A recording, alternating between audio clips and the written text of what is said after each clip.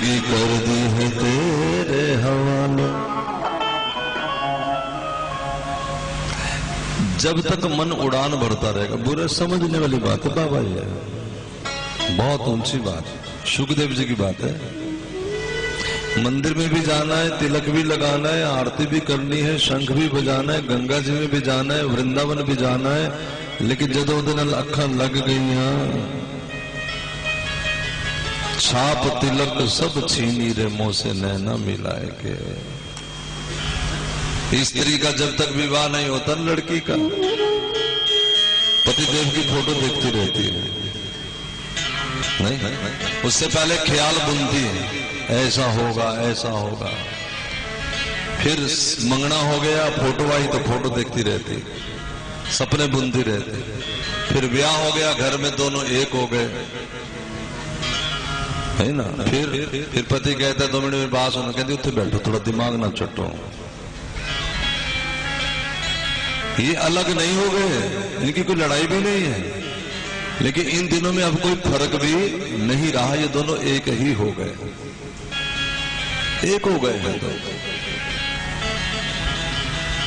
कोई फर्क नहीं रहता। अगर कोई पति कुछ ऊंचा बोल दे तो पत्नी को कुछ नहीं लगता कि किसी ने मुझे कुछ कहा है, और पत्नी कोई गलती कर दे, पति को कभी नहीं होता कि इसको नहीं। वो दोनों जो एक हो गए हैं, जो अलग रहे वो तो छोड़ ही दो, जो तलाक करते रहते हैं उनको तो छोड़ो। जो दोनों एक में एक हो गए हैं, वो इतने एक में एक हो गए हैं, नहीं। फिर महाराज पति कुछ कहे कुछ करे, कहीं जाए। हम बाबा जी बने ना, मेरी 3 बेटियां, तीसरी बेटी मेरी 4 महीने की थी।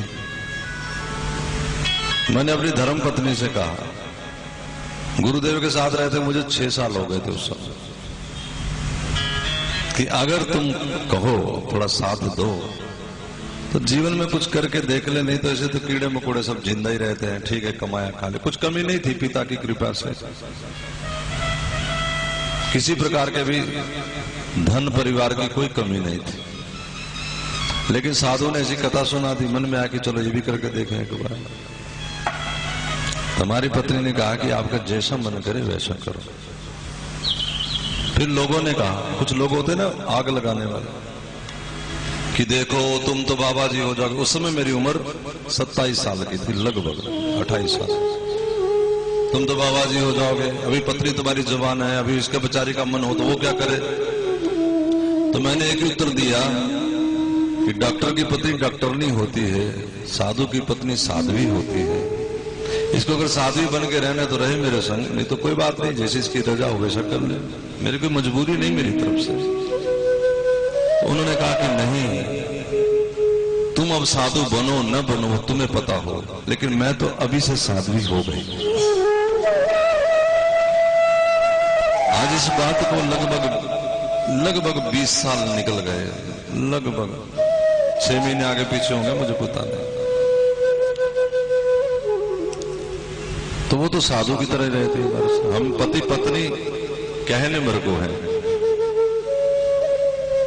बीच में जब मैं वृंदावन गया, मैंने 5 साल बाद एक बार उनको फिर कहा कि मेरा मन हो रहा है, मैं यहां से मेरे मन में वैराग सारा, मैं कहीं चला जाऊं। तो उन्होंने क्या उत्तर दिया जान दे, वो बोले कि मेरी तरफ से तो चले गए हो, अब जैसा ठीक लगे वैसा करो, ये ना सोचो कि कहां रहना, ये आप अपना देखो। तो जब दोनों एक हो जाते हैं, फिर एक की बात दूसरा, दूसरे की बात, ये होता है। इसी तरह जब भक्त और भगवान एक हो जाते हैं, फिर भगवान की बात भगत और भगत की हर बात भगवान करता है, ये रहता है। नानक दास जो मुख बोले इहां उहां सच होगा। भगत कोई बोल दे तो भगवान, कोई स्त्री मुख से, देखो ना 20 साल रहते हो गए, तो ये नहीं कि हम कोई ध्यान ही नहीं रखते, ठीक है अलग रहते हैं, लेकिन हर बात का हमें पता रहता है कि उनको क्या जरूरत है क्या नहीं, तो ध्यान रखना ही है। पति का मतलब क्या हुआ, भगवान जब हमारा पति है, जगत पति है वो परमात्मा, आत्मा स्त्री है। और जब हम भगवान के हो जाएंगे, हमारा हर, और भगवान वादा कर रखा है गीता जी में, गीता भगवान का ही गीत है। गीता में भगवान ने कहा योगम क्षेमम वहाम्यम।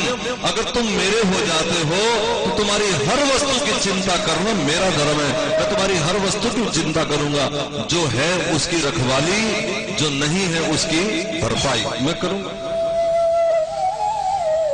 वैसे तो गोपाल जी न जाने कौन सी इनके मन में आए परसों, लेकिन मैं चाहूंगा, अब इस बात से मेरे मन में आया कि नरसिंह मेहता का यहाँ पूरा प्रसंग रखें कि भगवान उसकी क्या क्या जरूरत पूरी, और ऐसी और कथाएं भी रखें जिसमें भक्तों की भावना को भगवान पूर्ण करते नजर आए। ऐसा ही प्रसंग यहाँ रखेंगे नरसिंह मेहता का या और संतों का। फिर आप उस कथा को सुन। मेरे पास समय नहीं ना, मैं तो आगे कथा में बढ़ूंगा। नहीं तो भगवान ने महाराज नाखून भर की भी भक्तों की जरूरत भगवान छोड़ते नहीं ना, ना, ना, ना, ना। कुछ भगवान कमी नहीं छोड़ते, लेकिन हम भगवान के लिए महाराज कुछ छोड़ना नहीं चाहते। तो जो स्त्री पुरुष में से स्त्री अपना मायका ही ना छोड़े, तुम बताओ फिर दोनों एक हो जाएंगे? ये दुनिया मायका है, माया का संसार किसका है? माया का। इस माया के संसार को जब तक अपना मान करके दिल की गहराइयों में बसा के रखेंगे, फिर मुझे क्षमा करें, भले हमें गलत फहमी हो गई हो कि हम कृष्ण के हो गए, अभी हम वहीं के ही हैं जो हमारे दिल की गहराइयों में बस रहे। इनको निकाल बार फेंको, दफा करो इनको। अच्छा होने दो, बुरा होने दो, क्योंकि होगा हर एक के अपने अपने कर्म से। इसमें हमारा तुम्हारा कोई रोला नहीं। सुखदेव जी महाराज को गले में कोई किसी प्रकार का कोई चिन्ह नहीं, लेकिन हमें तुम्हें रखने हैं। कब तक? जब तक वो स्थिति ना आ जाए। क्या स्थिति है वो? सुखदेव जी जा रहे हैं तो कुछ माताएं स्नान कर रही हैं, कन्याएं स्नान कर रही हैं नग्न अवस्था में, और जैसे सुखदेव जी निकले उन कन्याओं ने हाथ से